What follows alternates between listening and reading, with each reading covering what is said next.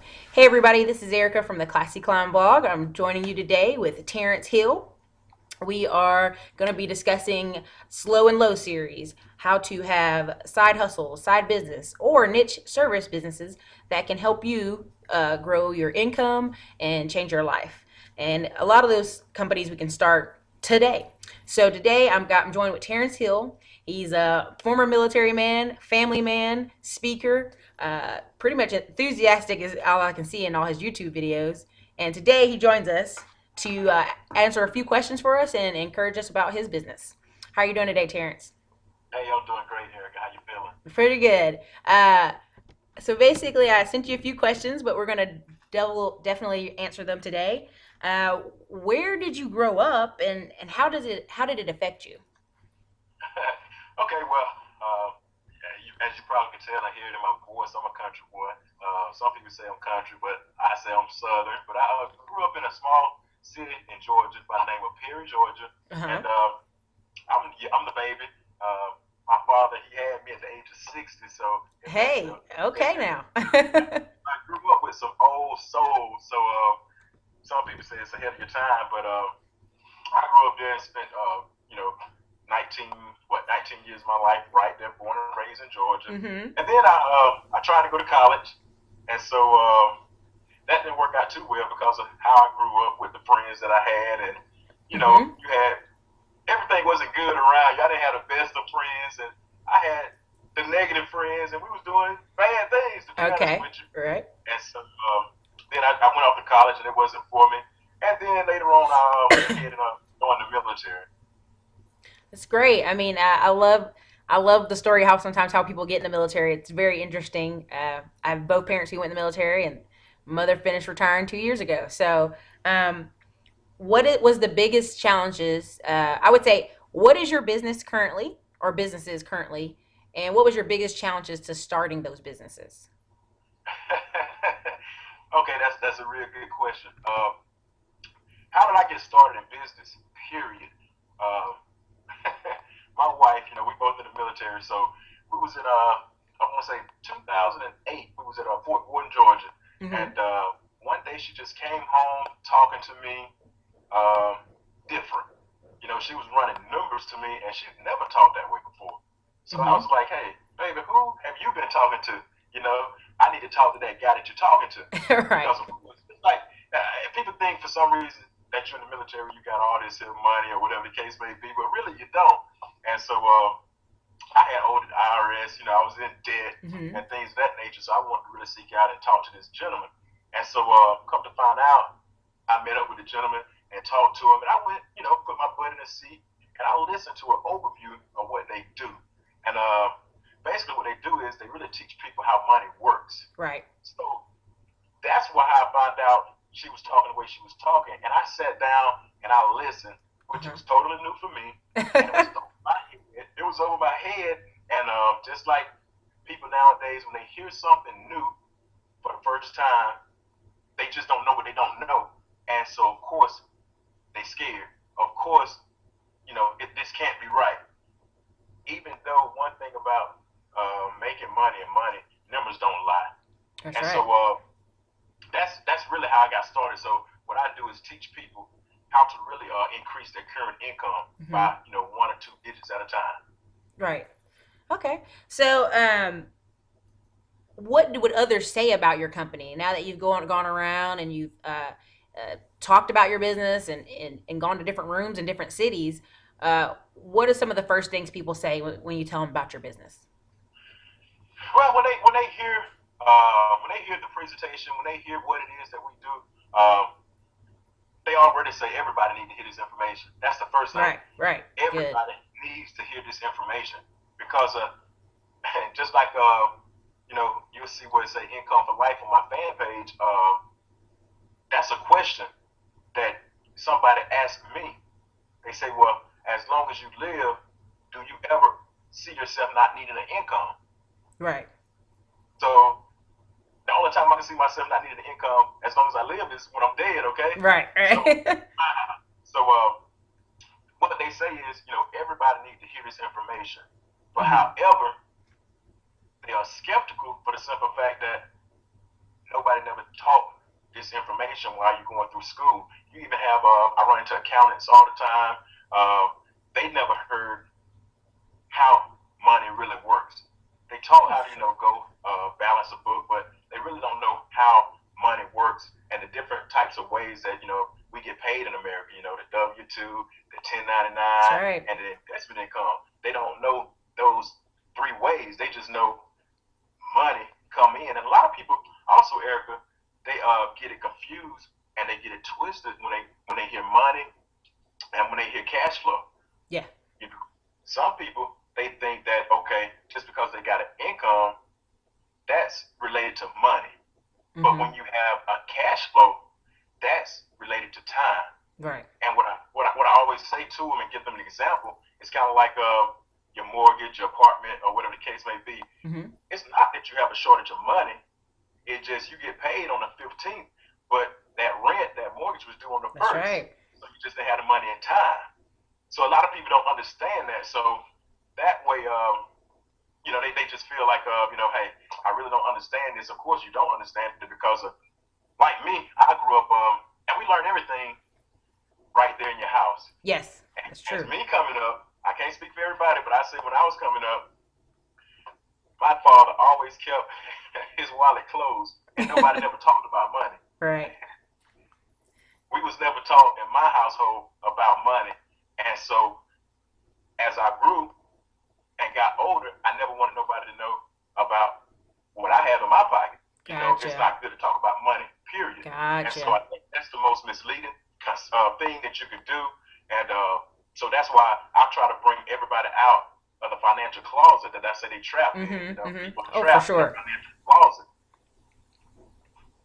Yeah, growing up, I used to see my mom. She had a green notebook, and she wrote her bills. When she got her military pay, she wrote top, and then she wrote bills, and it was like a little accounting book, and it wasn't hidden. She did it at the kitchen table, and I used to think, well, man, we don't have any money because we don't have all these new clothes. But when I looked around, I realized there were many married couples in our neighborhood who had the same house we had. And at that point, our parents were divorced, and I had one parent making enough income to have multiple cars in the front yard and a two-story house. But it was because she was sitting down monthly and writing these things out and seeing where the money went. And for me, that was just such a teaching lesson that I didn't even realize it till later. That I love writing it something down and being able to see. And so I understand that you totally learn what you see from your parents. Um, how do you encourage others, to join your business? Because your business is available to be joined, correct? Yes, it Yes. is. Yes, it is. And since this business here is education based, Mm-hmm. as far as encouraging people, it's a tough thing to do. Right. We don't sell anything. We just teach people how to use strategies and take a strategic approach so they can retire. Don't nobody want to really work forever, I but hope not. Yeah.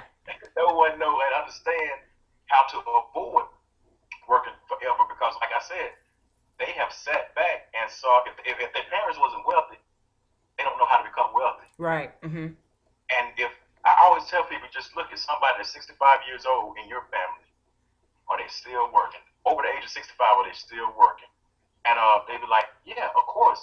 And then I have this thing you probably seen on my YouTube channel, the financial game, where it shows that people can't even show $1 saved for every hour that they have worked. Right.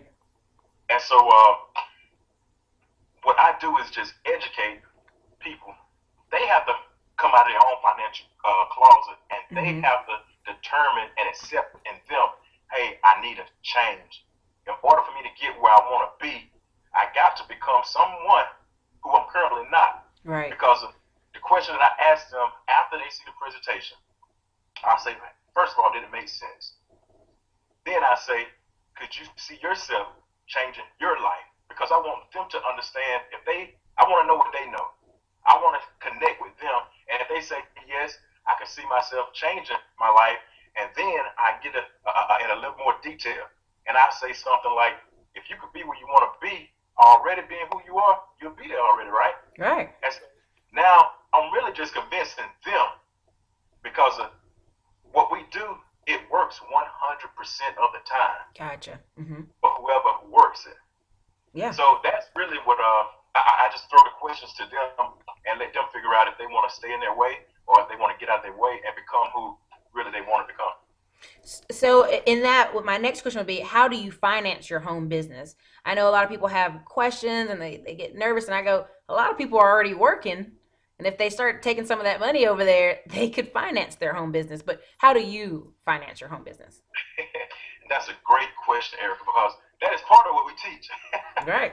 That is part of what we teach because, like I said earlier, it, everybody working making money, right? That's right. They should be. Well, I'm sure they're not going to some company and say, "Hey, I'm just volunteering today. You ain't never That's got to right. pay I me." hope not. It's not.